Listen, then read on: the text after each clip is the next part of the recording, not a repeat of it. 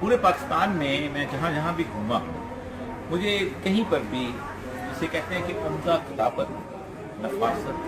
बेहतरीन डिज़ाइनिंग और शानदार कागज़ के साथ अगर कहीं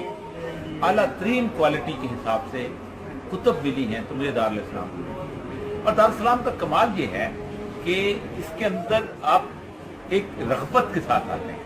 और जिस माहौल के अंदर आप उस किताब को खरीदते हैं और उसके साथ साथ बाकी चीज़ें जो आपको इस्लाम के हवाले से मैसर आती हैं, आप यूँ समझते हैं कि आप किसी कुरून वस्ता के बगदाद के किसी मदरसे में दाखिल हो गए हैं कि जहाँ चारों तरफ आपके इल्म बिखरा हुआ।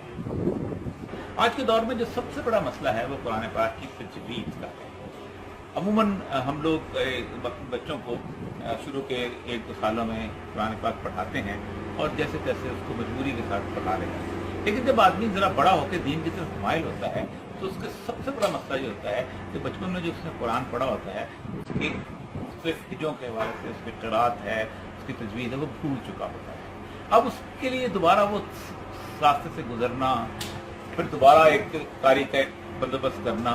और फिर वक्त निकालना मुश्किल हो जाता है। ये पेन कुरान मैंने एक ऐसी चीज़ देखी है कि आपको जहाँ कहीं भी तरद्दुद हो, जहाँ कहीं भी मुश्किल पेश आ जाए, ये ऐसा लगता है कि एक उस्ताद आपकी मेज में पड़ा हुआ है तो ये फौरी तौर पे आपकी तस्दीक है।